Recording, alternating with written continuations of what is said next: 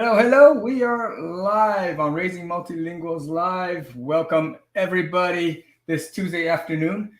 I'm very happy that every Tuesday we get to meet you guys. And today we have another special guest, as per usual, once every month. So I will let Ute introduce our special guest to us. Yes, hello everyone. As you know, I'm Ute Limacher-Riebert from Ute's International Lounge. And yes, today we have the honor and the pleasure to have Professor Dr. Britta Hufeisen as our guest. She was born and raised in Northern Germany and grew up in communicating in Standard German as well as two variants of the Low German. She studied languages at university and received her PhD in German Applied Linguistics at the Kassel University in Germany. And she worked at the University of Alberta for almost 4 years and is a full professor of applied linguistics, multilingualism at the Darmstadt Technische Universität, Germany. Her second book dealt with writing in a foreign language and discussed the consequences of university programs that have been modified to use English as the medium of instruction, while still having to adhere to the text types, assessments, and exams of the given university and the given country. She continues to research multiple language learning with an emphasis on German as a second foreign language. And a current issue of interest is official language policies in higher education institutions with the emphasis on functional multilingualism in the university context. You're very welcome, Britta, this evening, and we're very much looking forward to talking with you about why multilingualism is good for us. And we're going to focus, as we mentioned also in the advert, about educational initiatives to integrate more languages for cognitive benefits. So, thank you so much. You're very welcome. We're very honored. We would like to start with a very generic question that we used to ask other interviewees as well. What made you focus on multilingualism and in individuals and education in your research and at work? In fact, it was practical life. So when I taught business German at the University of Kassel, where I got my PhD, I had a French student whose mistakes somehow didn't originate in her French L1, but in fact, they somehow sounded English. And when I talked to Sylvie, she said, well, that's no wonder. I have just come from Britain, and I was in Britain for about a year. And now I've arrived in Germany, and whatever is in my head is English. And so I have real problems producing German after having been in England, in Britain for about a year. And so I tried to check it a little further, what is happening here. Usually we were used to thinking that there are interferences and errors between the L1 and any L2. But the fact that somebody had a language in between, more or less, that could interfere with the next foreign language, that was a completely new idea to us. Well, And just to be clear, I might have missed this. You're saying a French student learning German was making mistakes with patterns from English? Okay. After she had spent a year in an English-speaking country. And in the 1980s, this was really unheard of. And when I talked to one of my professors saying that there's something strange going on, he said, nonsense. Who wants to think about that? And whenever I talked, the word multilingualism didn't really exist in the research context. And when I tried to invent the term second foreign language, they just said, well, this is not going to lead anywhere. And then I met Ulrike Jessner, and I met Beate Lindemann, Ulrike from Austria and Beate from Norway. And we realized that more or less at the same time, we had thought about similar problems. And that was the beginning of it. And then we founded the specific interest group for the German ILA branch. And that, in fact, was the beginning of the research. And we have always tried to sort of find problems from daily life, from teaching practice, from teaching experience, get research done around these questions and feed them back into the everyday teaching. It doesn't always work, but very often it does. Yeah, and this approach that you explained, so taking aspects from the practice of everyday life, what you observe, into then trying to research about it and find out some patterns. This is what is very fascinating, right, Tetsu? We were talking about this the other day. Yes. That's very much convincing. And I'm happy that you do, because when I discovered your studies, and also the ones from Ulrike Jesner and others, and Larissa Aronin, I said, finally someone who actually concentrates on or focuses on what comes after the second language, or the first foreign language. There are the second, the third, the fourth, and how they build up on each other. But you're going to tell us more about this. So can you maybe, before we continue, can you maybe just try to define what it means to be multilingual, and how also being trilingual or quadrilingual, etc., we can add as many languages as we want, is not simply extended bilingualism or extended second language acquisition, like you just mentioned as well. In fact, it is not. But this is my opinion, and this would be Larissa Aronin's or Ulrike Jesner's or Beate Lindemann's opinion, that we differentiate between bilingualism and multilingualism. Mm-hmm. And of course, we differentiate between individual multilingualism and societal plurilingualism, and we're aware of the fact that the European Framework of Reference has a different terminology, but as long as you introduce your terminology, everybody can be situated quite well. What is most important is that being bilingual means two. Being multilingual means three and or more. And why do we say that? Because we insist on the fact that if you start learning NL3, you have already learned NL2, and that makes all the difference. And if you wish, we could just show this for the L2 aspect first. Well, we can come back to that later on, but if you consider acquiring an L1, first of all, you have the neurophysiological factors, and that means that you need to, biologically, you need to be able to acquire a language, and you need to be in a certain age. When you're 90 years old, it is difficult to acquire a first language. The second important factor is learner external factors, and that means that the surrounding, the input you are getting, that this is the most important thing. You need qualitatively high and a lot of input, and it needs to be meaningful for you, and it needs to be from real persons. It can't just come from the computer or TV set.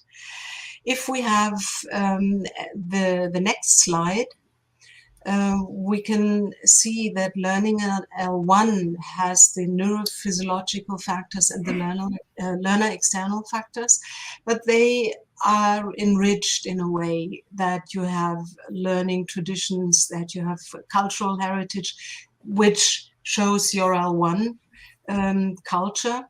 But you're probably a little older, and you have affective factors like motivation. Do you want to learn the language? Are you anxious learning a new language? What do you think is the relationship between your various languages? What kind of attitude do you have towards this language? Do you have to learn it? Do you want to learn it? Is it forced upon you by your institution? Do you have the impression that it's a low prestige language that might hinder your motivation? Then we have those cognitive factors like language awareness, meta-linguistic awareness. How much are you able or willing to watch your own learning process? Do you know anything about your learner type, which might help approaching a new language? And are you used to using learning strategies. And of course, language-specific factors such as the L1 come into play when you start learning an L1. And now comes the big jump between bi and multi. If we can have the third slide, please. We have more or less the same set of factors, but we also have, and this is the main difference, the foreign language specific factors.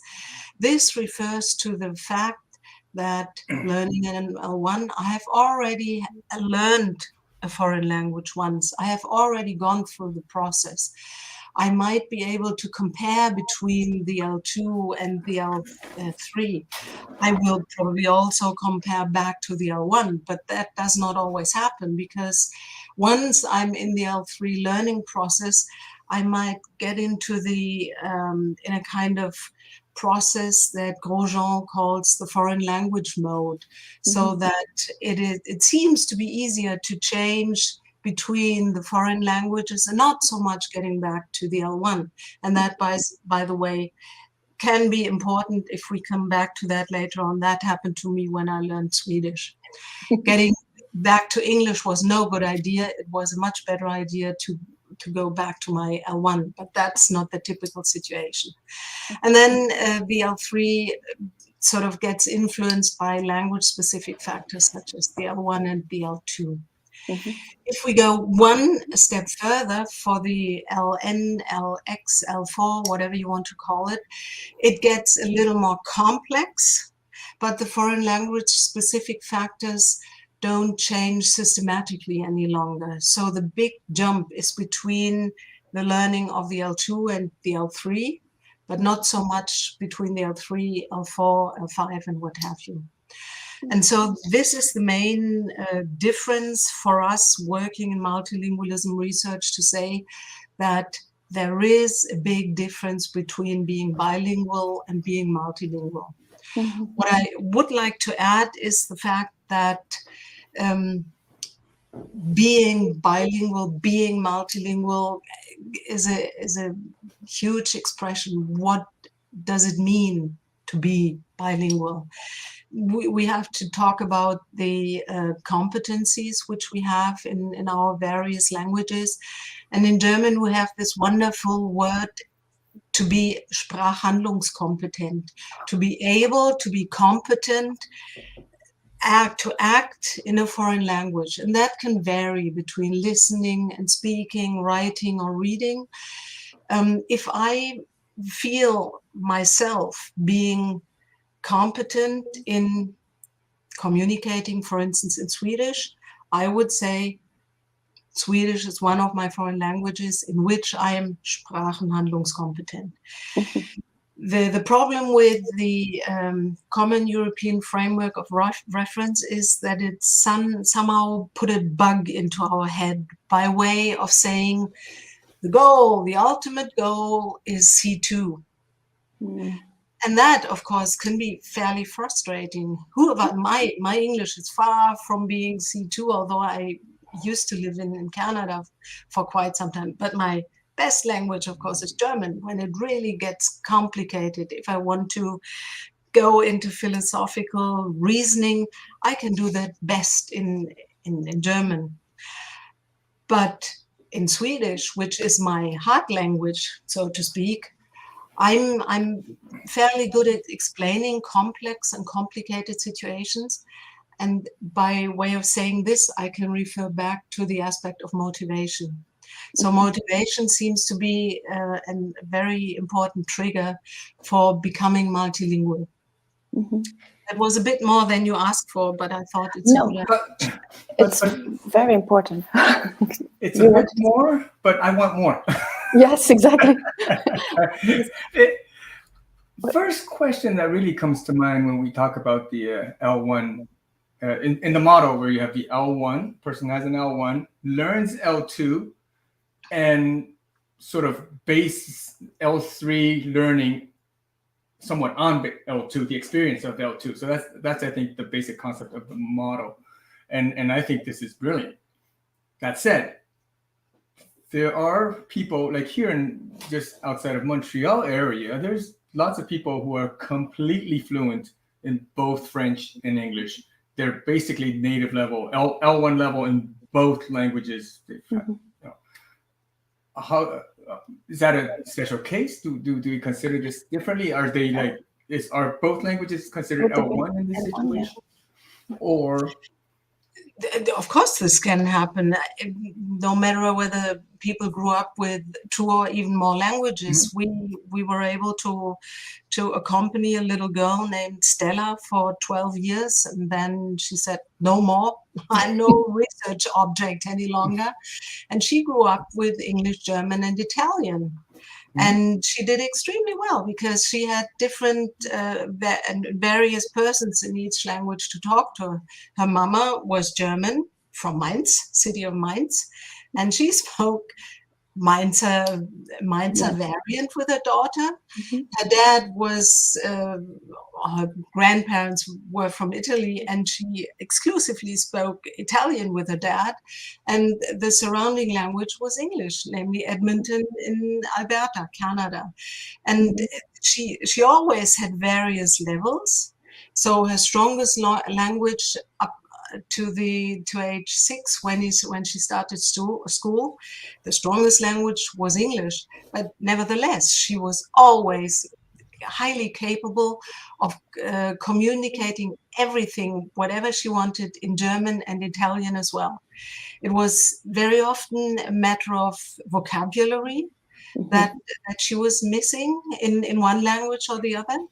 But things changed. For instance, she got into school when she was 6 years, and they spent a year in Germany. And after a very short time, German became her strongest language because there were few people speaking English to her. Grade 5 was spent in Pisa in Italy. And so, of course, Italian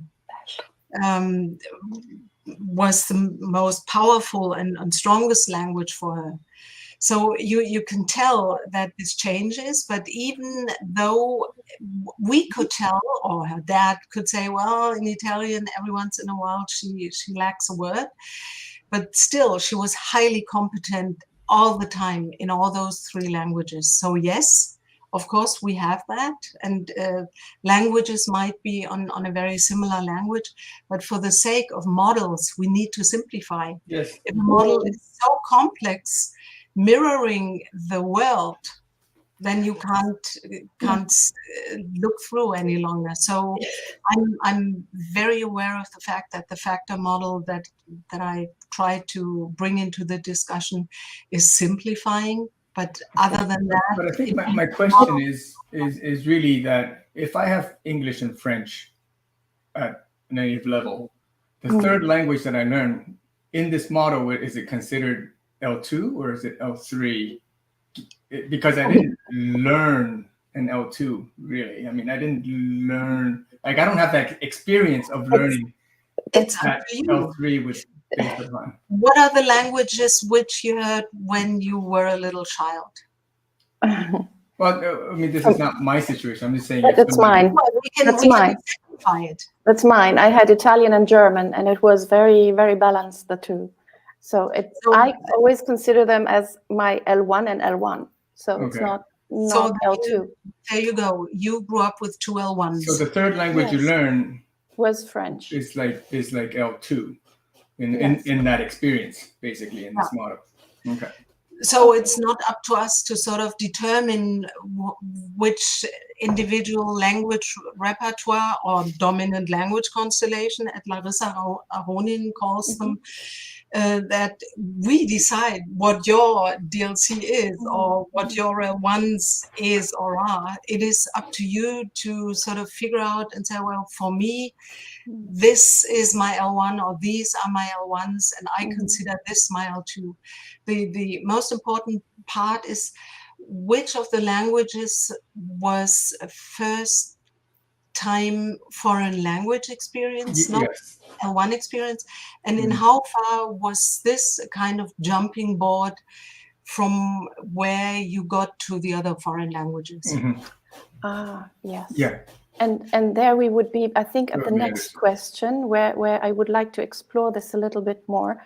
So how do L1 and L2, I mean, now that we were talking about L1, L2, they were, we think about them in a chronological order, but they can also be, yes, as I said just before, it can be L1, L1, if it's two languages that were transmitted to the child through two people, let's say, more or less at the same pace and time and whatever, maybe, yeah, but we don't get into details. But what are now the bridge languages? And I know this term is a little bit difficult, but what are bridge languages that can help the additional language? So any language that is added, and how does this work? So it is not any language that is added. Yes.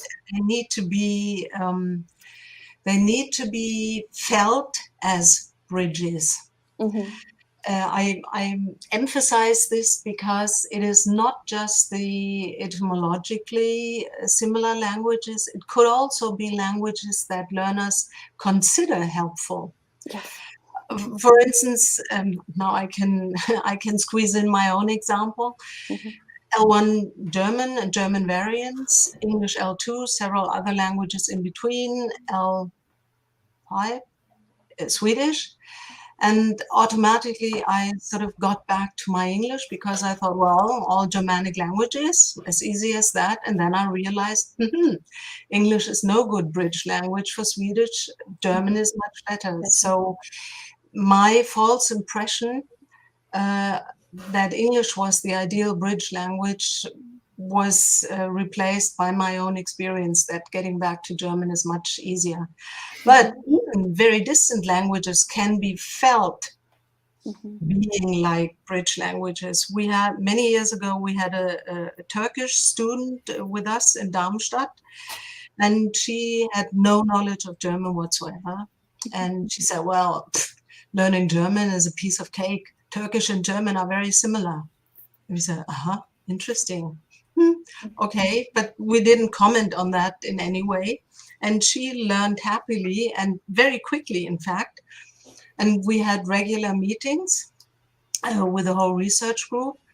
And at some point, I would say 12 or 13 weeks after her arrival, I said, well, what do you think about the similarity between Turkish and German? He said, there was no similarity, of course. Now I know it, but still, it helped me. And I said, yeah, but what was so similar between German and Turkish? And he said, the umlauts, the dots on the U. And why am I talking about this? That the completely nonsense idea that the two languages are similar and therefore German might be easier to learn helped her to approach this language happily. And she was a linguist, of course, she knew how to go about, but still the fact that she thought it might be easy made it easier for her. That, of course, doesn't work for everybody, but very often it does. The classical bridge languages, getting back to your question, are the ones from the same language family. And we have three branches in this, the Eurocom groups, the Eurocom Slav, Eurocom Rom, Eurocom Germ groups, where people try to find specific ways of approaching several languages, target languages of this language family by way of one of the bridge languages. Yes. They assume, for instance, if you have learned French, it will be very easy acquiring reading competences in all the other Romance languages. And we have a lot of research on that. And in fact, it is a new approach learning languages, and that is where bridge language was invented for the first time. Yes, and maybe I can just specify what you meant with the Eurocom group, Slav, Germ, and Rom. So it's Slavic languages, German languages, and Romance languages. Yeah, and the idea is if you have, for instance, if you have learned Russian, you will acquire reading competences in all the other Slavic languages in no time, because you can use Russian as bridge language. Yes. And with the Eurocom GERM, the Germanic languages, the original idea was having German as a background, English as a bridge language. The whole world of West Germanic and North Germanic languages would be in front of you, and that, as I just explained, does not hold true. No. What is easier is I started off with Swedish, and I can read Norwegian, both Norwegian variants and Danish, and I can read a bit of Icelandic. Oh, nice. We talked about bridge languages is a huge concept, but it doesn't carry far enough that it always helps to acquire the new language. No, I completely understand. And I used to study also dialects, Italian dialects. And at some point, someone told me, yes, he wanted to learn German. And I said, well, you can learn German. And he asked what kind of dialects would be similar, because he was from Lombardy. And in Lombardy, that's a northern region in Italy, in their local dialects, they have the U and Ö sounds and S sounds.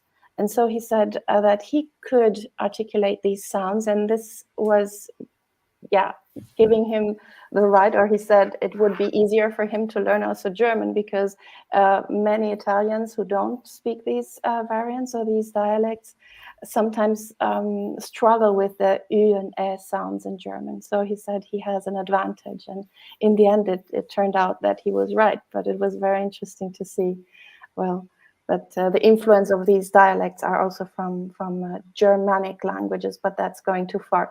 I would like to ask you another question. So when now our children are schooled in their L3 and L4 languages, so additional languages of any kind, this can have a negative effect on L1 and L2 maintenance sometimes. Not always, but it can. And in some cases, it can even lead to language attrition, or that they use their languages much less. What can now parents and educators do to help these children maintain their home languages despite this fact? With home language, you're talking about heritage language. Yes. First of all, it is quite natural that we forget languages. If we don't use them, we forget them, and that's fine, because our brain has to be economical. And most of us will sort of practice their foreign languages, which they would like to maintain. One of the mechanisms would be not to separate the languages so much as they are being separated in the typical school curriculum right now. Why don't we, when I started learning French at school, and whenever we were thinking about something, discussing grammar problems or vocabulary problems, and somebody said, this is this and that in English, our French teacher would sort of be annoyed and say, well, this is French lesson and no English lesson. I don't want to hear any English in my French lesson. And that, as we now know, is not a good idea. Why should we not foster and support the fact that learners themselves have the idea of linking or making links between their different foreign languages? So that would be something that we try to invite instructors to concentrate on, to have, for instance, common grammar books, to compare grammar, passé composé, perfect, and they have different usages, their scope is different, but the building principles, the construction is the same. So why don't we systematically refer to the other languages? And coming back to the heritage languages, that means, of course, that we would have we need to include them into school, because as regular subjects, and not just heritage subjects, but as regular foreign language classes as well. Because there's not that much difference between Polish or French as a second foreign language. And at least in Darmstadt, we have several schools that accept languages such as Polish as second foreign languages. And if you want to do that systematically, I could introduce my plurilingual curriculum, the whole school curriculum, which was tested in several schools and in several projects.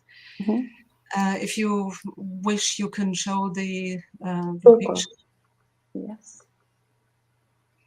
So for all the colleagues who are listening to us, this is in German, but I just need to explain to you, we will have the slide in English in a sec, but on the base, the topic, the bottom.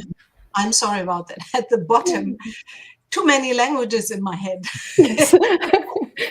We have the years of learnings. This line is missing in the next slide. So 1LJ means the first year of learning, and it goes up to the 13th year of schooling and learning. So if you wish, Ute, you can go to the next one. So I'm sorry about the fact that obviously the bottom line is missing. So the idea what we have for the plurilingual curriculum is that in preschool we have some kind of preparation for institutional multilingualism by way of reading various picture books, discussing various picture books in different languages, which means, of course, that the kindergarten instructors have different and various language backgrounds. And this works for any country.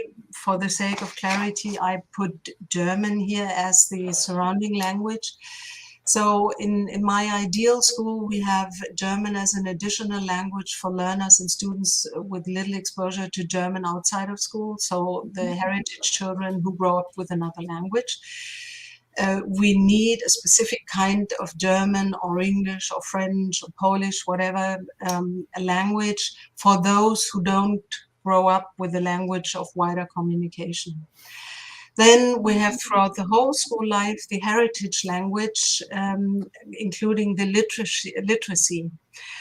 I strongly believe that students with a Turkish or a Farsi background need to be schooled in the heritage language in order to have a solid foundation for all the other languages.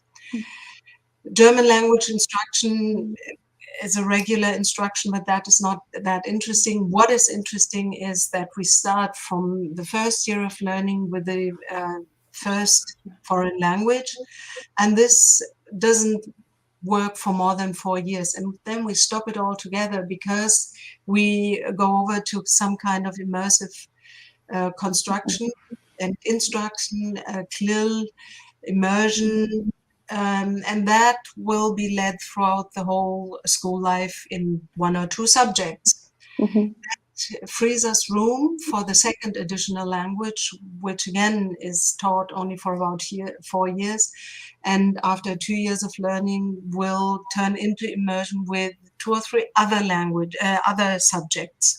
And this go on and on and on. And in our dream school, we have at least 1 term or 1 school year abroad in one of the chosen languages or more. And the whole system is combined with school-wide CLIL phases in various subjects and various projects. This, of course, is very ambitious, and usually people say, well, what kind of nonsense is that? That doesn't work, and we can't do that. Yes, it is difficult, and we need it takes a lot of breath to sort of turn it into reality. But we have several schools throughout Europe and Israel who have introduced this kind of schooling, and they're fairly successful. Yes, and I might say I had the opportunity to go to one of those schools. That's I went to the European school in Italy, where I went into the heritage language was German, but I had French as a first additional language starting from age 6, and I had Italian lessons and then subject lessons as well in the first foreign language, and then also the second.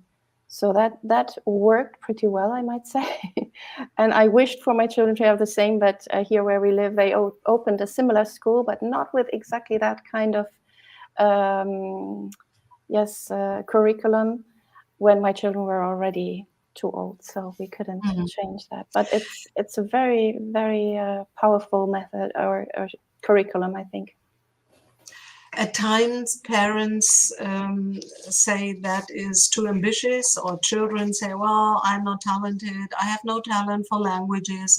And they explain this in very long sentences, and they say, well, you're quite eloquent. You just explained to me with many, many words how untalented you are. Obviously, you learned your L1 fairly well. This is completely different. And then we had our little pupil, aged 13, who had just started with French, and he hated French. French was horrible, he was not talented, and he was inclined not to learn it. But he wanted to share the exchange. And so they went to France, where one of his schoolmates turned out to be a nice little girl whom he really liked.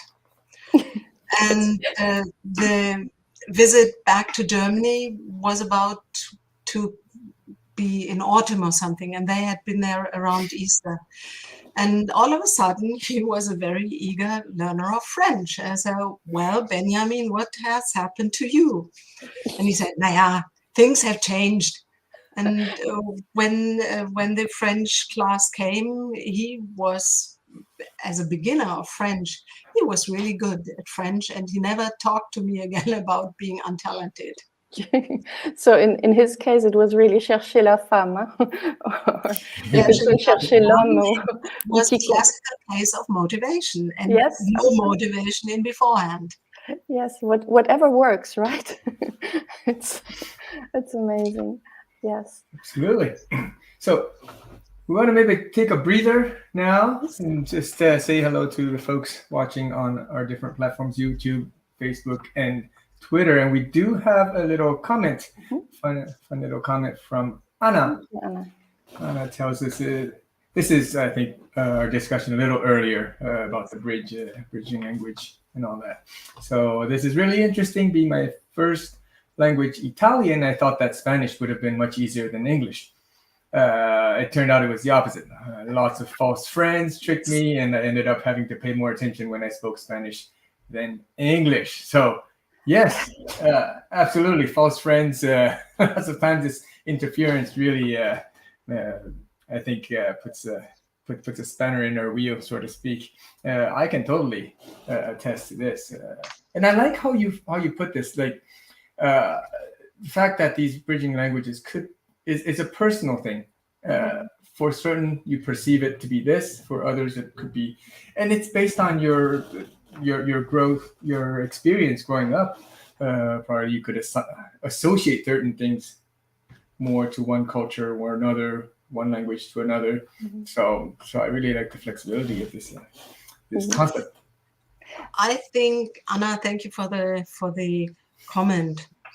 I could imagine that this applies to the skill of speaking, not so much to the skill of reading. For instance, if you read a Spanish text, I'm pretty sure that you are better off than I would be, because I have, except for French, I have no knowledge of any Romance language.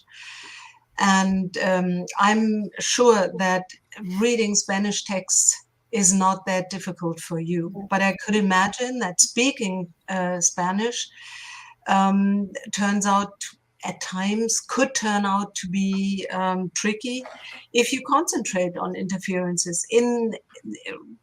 Normally, interferences make up for 5% of all the mistakes. The similarities usually are much more frequent.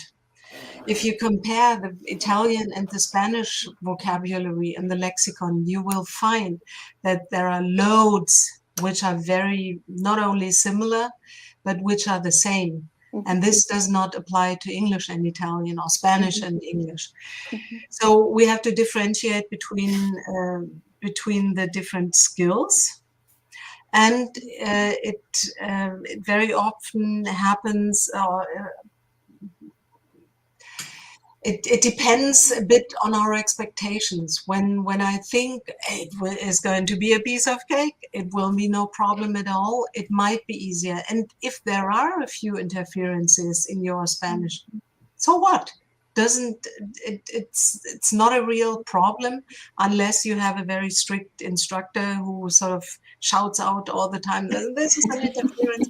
But this is the past. Usually nowadays instructors are much more tolerant, and at least school books and textbooks in Germany, they have vocabulary lists, not just in 2 languages, but usually in very many languages. So they actively refer to other languages. So what might be difficult is the similarities within a new target language. For instance, the German words Ergebnis, Erlebnis, Ereignis, they seem to be difficult for learners who do not know any German because they sound so similar. But that would be an intralingual similarity. But still, this is 3 examples, and there might be 4 or 5 others. But except for these similarities that might puzzle and confuse learners, I think we should concentrate on the positive side. And the positive side between Italian and Spanish is they are very similar, even though you would think they are not. At least from my perspective, that doesn't help you. But to me, my little Italian, my little Spanish, to me, they look very much the same.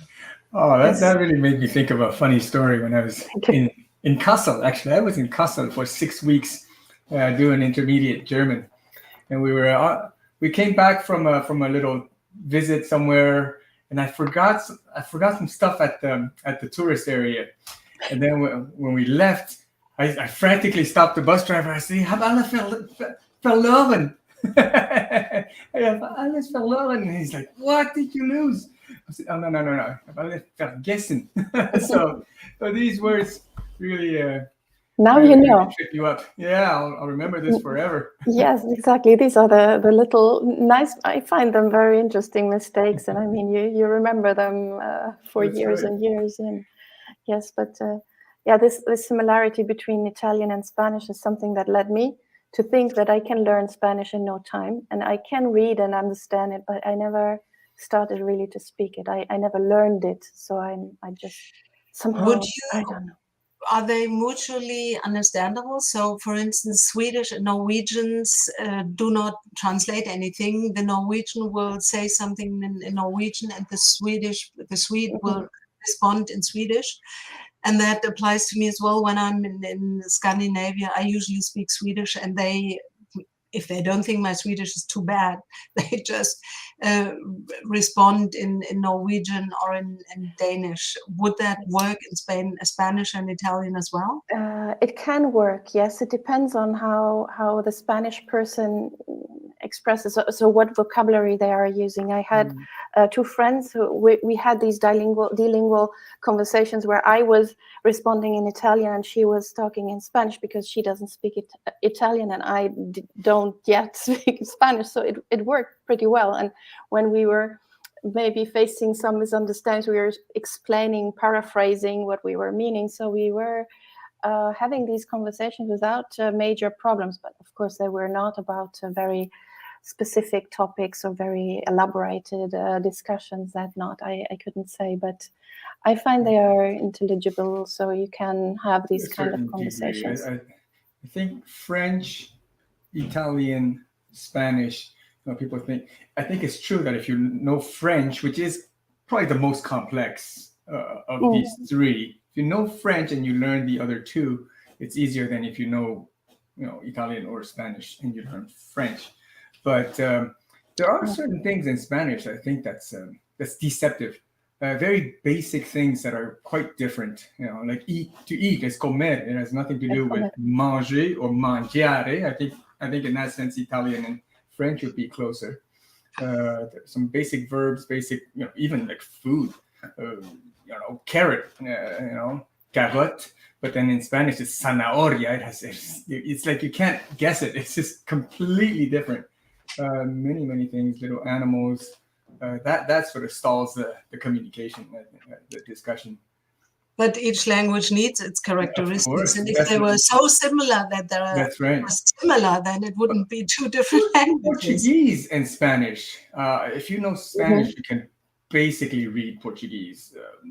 The great majority of the words are spelled almost identically. So Portuguese is the pronunciation, the speech itself is much more difficult. So people who speak Portuguese understand Spanish quite well. Like I suppose for Norwegian and Swedish and Danish, I think they all sort of understand each other very well. Yes, Portuguese and Spanish works in that way. Yeah, but you were saying now the comida, right? In Italian, you have also the word of I commensali, quelli che mangiano insieme. It's those who are eating together. So there are words, of course, that are, so you would understand, especially, and then there is a context, right? Yeah. you know what you're talking about. Maybe you're sitting in a restaurant and you're talking about that, or you're hungry, or it's time to eat. So, but it is possible. It's very, very interesting to see. You may not know what you're eating if I tell you. Sto comiendo una cebolla. Non fa niente, mangio di tutto. It's not that big of a problem. But maybe we come back to some of the questions that we would like to ask you, because I'm very much aware of the time. It's just almost running out. I love these discussions or these conversations that we have now. We mentioned before the Plurcore, the project, and your model. How can now multiple languages? Let me just put on the question. How can multiple languages be integrated into the school curricula? You mentioned this briefly before, and then also the vocational training, which is another one that is possible, right? Where you can integrate multiple languages, and then also in higher education institutions. Because maybe some schools can adopt it, but what is with the rest? Maybe you can tell us a bit more. There's the integration into school curricula of general schools was what I tried to show with the Plurcore model. And vocational training usually, at least in Germany, refers to the specific job that somebody is going to be trained to. And for instance, with auto mechanics, we find that it is useful if they are speakers of Turkish, because very often owners of those garages are Turkish. And the language of communication in those garages, in fact, is Turkish. So, and for instance, the hairdressing business also acquires Turkish at a time. So the obligatory English is helpful very often, but not all the time. So I would say in vocational training, German as a second language has to become much more strong than foreign languages. And if it is foreign languages, it should be typical minority languages or heritage languages of the respective country, because that's what the customers speak. So, but I wouldn't have many examples of schools introducing heritage languages or replacing even English by that. What I can talk about is higher education institutions. Our university has, in the framework of the internationalization strategy, has introduced the concept of functional multilingualism, which comprises all languages that are kicking in alive at TU Darmstadt. So we have started getting all the languages that are being used in Darmstadt by way of having door signs saying Britta Hufeisen, Director Language Center, Professor blah blah blah. Ich spreche Deutsch, I speak English, jag pratar svenska. So that all the employees, all staff members of the university can, if they wish, can have all their languages at their door sign. Or for instance, the signage at the university is becoming more plurilingual. And if we have a session on something, colleagues are encouraged to sort of speak their language. I'm aware it doesn't work for Japanese, but for instance, if somebody speaks, one colleague of ours is from South Africa, and he usually speaks Afrikaans.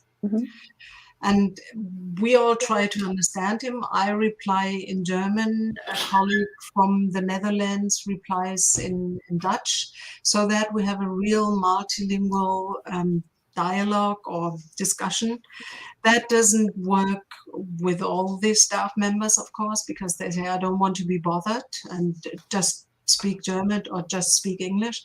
But by saying we want to include all languages that are represented at our university, we get a broader knowledge about the linguistic richness we have at our university. And another example, we had an Erasmus exchange student from Turkey, and I tried to explain some situation to him, and he didn't understand my German. I wasn't able to explain it well enough in English. And so I realized that the boss of the Foreign Exchange Center at our university, the international office, she, in fact, is Turkish. So I phoned her. I said, could you please explain it to him? And she did it in 2 sentences. And then the problem was solved. I could only refer to her because I knew she speaks Turkish. And so this is our first initiative to find out which languages do we have. And in the end, we have the whole linguistic repertoire of the TU Darmstadt, and I would like to find out the dominant language constellation, which each institution, not that individuals have, Larissa, if you're listening, not the individual dominant language constellations. I firmly believe that institutions have a dominant language constellation as well. And at TU Darmstadt, it will be English and German, but I'm pretty sure that we will have 1 or 2 other languages which are very, very present at our university. So it's actually a very enriching experience that you are doing there or making there, knowing what linguistic repertoires there are represented in the university. Who is the next person who speaks, like you said, Turkish or maybe Farsi or another language, in order to abbreviate a little bit the time or let's say the hustle that some can have if they don't understand exactly how things work, or in order to avoid misunderstandings, first of all. Yeah, I like this shout out that you made for Larissa Aronin about using the dominant language constellation also for institutions. That can be very, very helpful. And I do a shout out to Ellen Rose Campbell and Emmanuel Lepichon Forstmann, who have created the language friendly schools, and who are also looking for ways in which the repertoire of languages can be portrayed or can be made visible in schools. So that would be also helpful in schools, right? To know what languages are represented in year 1, 2, 3, in which class is their child, that could help a new coming child to have a smoother transition. It's not just the fact who can help, but it's also a matter of acknowledgement. We acknowledge that you have Hungarian and Serbian in your repertoire. Thank you so much. It's great, and we enjoy having you with us.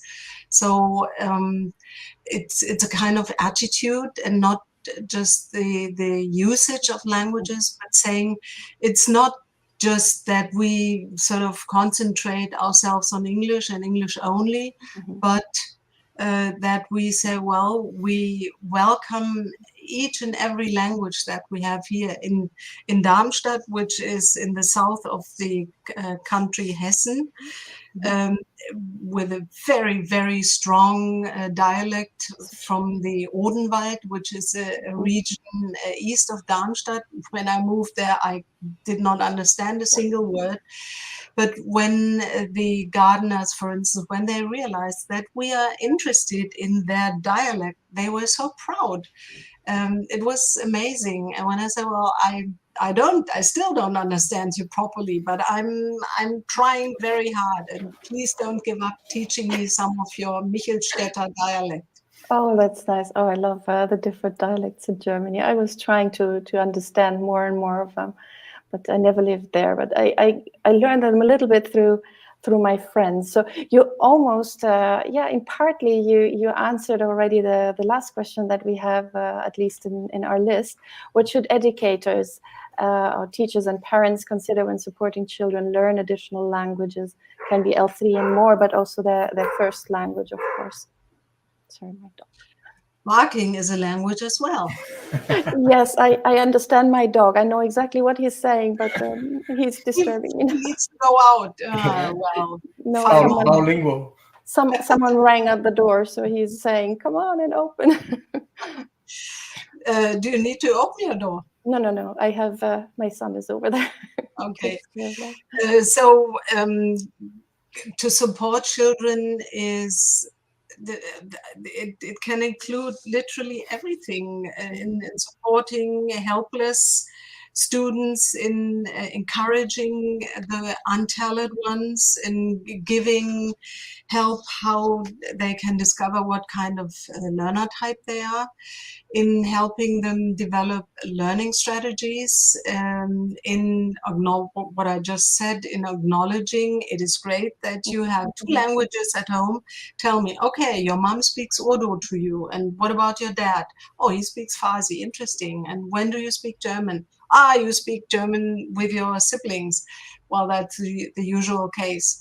And your parents, they speak yet another language when they don't want you to understand. Another typical case.